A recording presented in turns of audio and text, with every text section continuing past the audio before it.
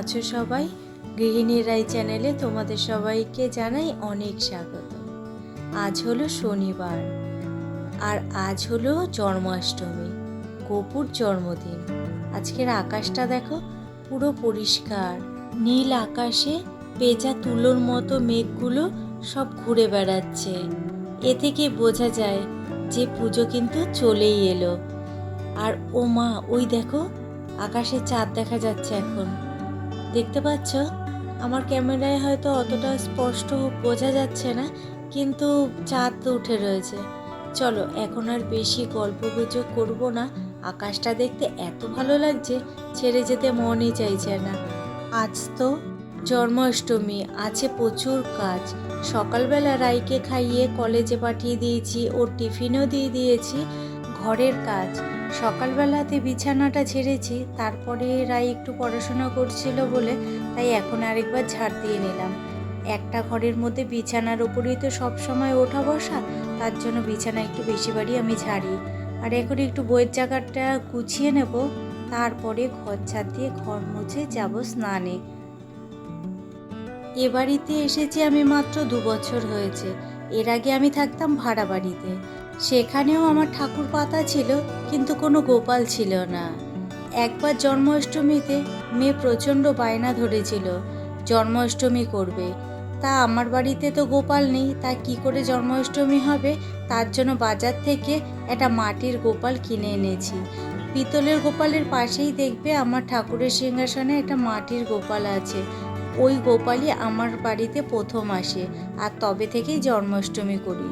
তখনও সব কিনে তারপরে দিতাম ঠাকুরকে, এখনও তাই, সব কিছু কিনে তারপরে ঠাকুরকে দিই। কারণ তালের বড়া, মালপোয়া, পাটিসাপটা এইগুলো করতে তো অনেকটা সময় লাগে ঠিকই, তার থেকেও বড় কথা আমি এগুলো ঠিকঠাক মতোভাবে করতে পারি না, তাই আর কোনো রিস্ক নিই না। দোকানে যেহেতু কিনতে পাওয়া যায়, তাই দোকান থেকেই কিনে নিয়ে আসি। মাথায় শ্যাম্পু করে স্নান করে চলে এলাম। আজ যেহেতু পুজোর দিন, তাই ভাবলাম একটু শাড়ি পরি। এমনি তো শাড়ি পরা হয় না, টুকিটাকি অকেশনে চেষ্টা করি একটু শাড়ি পরার। সত্যি আজকের আকাশটা এত সুন্দর, বাইরে এলেই মনে হচ্ছে একটু তাকিয়ে থাকি। কে কে আমার মতো আকাশ দেখতে ভালোবাসো? আমি কিন্তু আকাশ দেখতে খুব ভালোবাসি। আর দেখো চলে এলাম লুচি বানাবো, তার জন্য ময়দা নিয়ে নিলাম, আর এটা সন্দক লবণ। ঠাকুরের কোনো জিনিস করতে গেলে সেখানে সন্দক লবণটাই ব্যবহার করি। আর এটা দিচ্ছি সাদা তেল।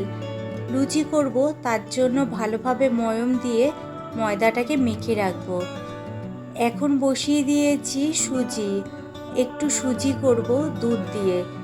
সুজিটা প্রথমে একটু ভেজে নিচ্ছি, তারপরে এটাতে দুধ দিয়ে দেব। হালকাই ভাজবো, বেশি লাল লাল ভাজবো না। ভাজা আমার হয়ে গেছে, তারপরে আমি দিয়ে দিলাম দুধ। পুরোটা দুধ দিয়েই করব। আমার বাপের বাড়িতেও জানো তো কোনোদিনও জন্মাষ্টমী হয়নি, তবে লক্ষ্মী পুজো হতো খুব বড় করে, তাই এখনো হয়। এখানে কাজু বাদাম আর দেখো চিনিটা দিয়ে দিলাম। ঠাকুরের কাজ এখনো কিছুই করা হয়নি, ভাবলাম ভোগটা বানিয়ে নিয়ে তারপরে ঠাকুরের কাজে হাত দেব। একটুখানি লুচিও বানিয়ে নিচ্ছি, সুজি লুচি, ব্যাস এই ঠাকুরকে ভোগ দেব। আর তালের বড়া, মালপোয়া, নারকেল নাড়ু এগুলো সবই আমি কিনে এনেছি। বৃন্দাবন থেকে গোপাল আনার পর এই প্রথমবার জন্মাষ্টমীতে আমি নিজের হাতে কিছু ভোগ বানিয়ে দিচ্ছি, না হলে সবসময় কিনে ভোগ দিই। আর আমার কাছে জানো তো সেরকম কোনো নিরামিষ বাসনও নেই, টুকিটাকি কটা বাসন রয়েছে, ভাবলাম তা দিয়েই করে ফেলি। আর এছাড়া এর আগে ভাড়া বাড়িতে থাকতাম, কোনো কিছু কেনারও সাহস পেতাম না। ফল কাটতে কাটতে হঠাৎ মনে হলো এই ফলগুলোর জীবনও আমাদের মতোই। একটা আপেল গাছ থেকে ছিঁড়ে আনা হলো, আবার একটা আম কাঁচা থেকে পেকে উঠল, এখন সব একসাথে ঠাকুরের থালায় জায়গা পেল। আমাদের জীবনটাও তাই, কেউ আগে আসে, কেউ পরে, কারো জীবন ছোট, কারো বড়, কিন্তু শেষ পর্যন্ত আমরা সবাই ভগবানের কাছে একসাথে সমান হয়ে যাই। এই ফল কাটার সময় মনে হচ্ছে ভোগ মানেই শুধু ঠাকুরকে দেওয়া নয়, এটা যেন একটা শিক্ষা। আমরা যত আলাদা হই না কেন, সবার আসল ঠিকানা একটাই, ভগবানের কাছে ফেরা। পুজো মানে একসাথে সবাই মিলে আনন্দ করতে করতে সব কিছু করা, কিন্তু আজকে আমি একাই সব কিছু করছি। রায়ের আজও যেতে হলো কলেজ, ওর এখন পরীক্ষা চলছে, তাই একদমই অফ করা যাবে না। ছোটবেলায় বাড়িতে যখন লক্ষ্মী পুজো হতো, কি যে আনন্দ! মা পুজোর প্রস্তুতি শুরু করতেন আর আমরা ভাই বোনেরা দাঁড়িয়ে টুকিটাকি হাত লাগাতাম। কখনো মুড়ির মোয়া পাকাতাম, কখনো ফুল সাজাতাম, আবার কখনো ধূপকাঠি ধরাতে গিয়ে হাত পুড়িয়ে ফেলতাম। সত্যি বলতে কি, আমরা খুব বড় কাজ কিছুই করতাম না, কিন্তু তখন মনে হতো এই পুজোটা আমাদের ছাড়া চলবেই না। মাও খুশি হয়ে বলতেন, দেখো মেয়েটা আমাকে কত সাহায্য করে। আর এই কথাটা শুনে কাজের আগ্রহ যেন দ্বিগুণ বেড়ে যেত। এই ছোট ছোট কাজে সাহায্য করেই কিন্তু আস্তে আস্তে সব কিছু শিখে যাওয়া। বাড়িতে যদি কোনো পুজো হয় আর রাই যদি বাড়ি থাকে, তাহলে ওকে দিয়েও টুকিটাকি কাজ করাই। এইভাবেই তো আস্তে ধীরে শিখবে পুজোর কাজ, তাই না বলো? এই ঝুড়িটা আমি কিনেছিলাম রথের মেলা থেকে, এরকম ঠাকুরের অনুষ্ঠানে ফুল রাখবো বলে। পিতলের ফুলের সাজিয়েছে, তবে এই হাতের কাজের তৈরি বেতের ঝুড়িগুলো আমার সবচেয়ে বেশি ভালো লাগে, তাই এইগুলোই কিনেছিলাম ফুল রাখার জন্য। দেখো কি সুন্দর লাগছে। চলো তোমাদেরকে দেখাই, গপুকে পরাবো আজকে নতুন জামা। সেই জামাটা, এই জামাটা ওকে ওর আম্মা দিয়েছে আর কি ঠাকুমা দিয়েছে আজকের দিনে পরানোর জন্য। দেখো কি সুন্দর না দেখতে। আজকেই পরাবো ওকে, স্নান করিয়ে তারপর। আর এটা হলো গপুর প্যান্ট, নতুন প্যান্ট এটাও। তারাও খুলে দেখাই, এই দেখো প্যান্টটা কি কিউট, তাই না? চলো এবার গপুকে স্নান করিয়ে নিই। ঘি, মধু, দুধ আর গঙ্গার জল এই দিয়ে আজকে হবে গপু স্নান। ওম কৃষ্ণায় বাসুদেবায় হরে পরমাত্মনে প্রণতকেশনাশায় গোবিন্দায় নমো নমঃ।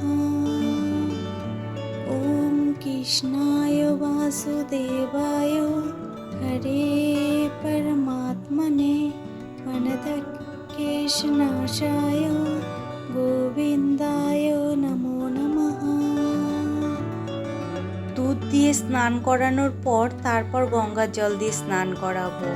অনেকে সন্ধেবেলাতে জন্মাষ্টমীর পুজো করে, অনেকে রাত্রি 12টায় জন্মাষ্টমীর পুজো করে। আমিও সন্ধ্যেবেলায় করেছি, কিন্তু এবছর আর সন্ধ্যেবেলায় করব না। সব কিছু গোছানো কমপ্লিট হয়ে গেলে তারপরেই পুজোটা দিয়ে দেব। সন্ধ্যের আশা আর করব না, কারণ আজ ও বাড়িতে যাব। ও বাড়ি বলতে শ্বশুর বাড়িতে যাব। তোমাদের এর আগে কোনোদিনও বলা হয়নি আমার শ্বশুরবাড়িতে মনসা মন্দির আছে, আর তোমাদের তা দেখানোও হয়নি। মনসা পুজোর দিন একবারে তোমাদেরকে তা দেখাবো। তারই কিছু কাজ আছে, তার জন্য যাব ও বাড়িতে। পুজো হয়ে গেলেই তারপর যাব। আর দেখো আমার এই গোপালকে, এটা তো মাটির গোপাল, তার জন্য জামা পরানো যায় না, তা আজকে একটা নতুন জামা পরিয়েছি। কোনো রকমভাবে আর কি জামাটা দিয়েছি, মালা টালা দিয়ে জামাটাকে আটকে রেখেছি। আজকের দিনে জামা পরবে না হয় বলো, কেমন লাগে দেখতে? তাহলে বেশ ভালো লাগছে কিন্তু বলো জামা পরে, দুজনকেই দেখতে বেশ ভালো লাগছে নতুন জামা পরে। আজকের দিনে আমি ঘিয়ের প্রদীপ দিই। আজকের দিন বলে না, যে কোনো ভালো একটা শুভ দিন হলে তখন আমি ঘিয়ের প্রদীপ জ্বালাই, তাই আজকেও ঘিয়ের প্রদীপই জ্বালাচ্ছি। আবার কার্তিক মাস জানো তো শুভ মাস ধরা হয়, তার জন্য সেই মাস পুরো ঘিয়ের প্রদীপ জ্বালাতে হয়।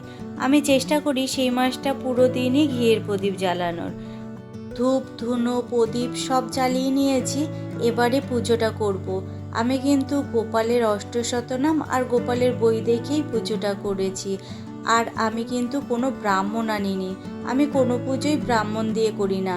লক্ষ্মী পুজোও ঘরে করি, কিন্তু নিজের মতো করে, কোনো ব্রাহ্মণ এনে পুজো করি না। আমার পুজো তো শেষের দিকেই।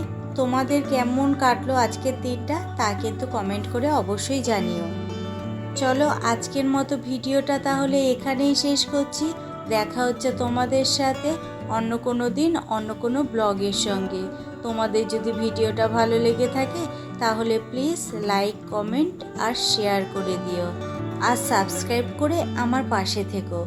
তোমরা সবাই ভালো থেকো, সুস্থ থেকো, সাবধানে থেকো। আর আমার গপুদের আজকে কেমন লাগছে তা কিন্তু কমেন্টে অবশ্যই জানিও। চলো তাহলে আজকের মতো টাটা।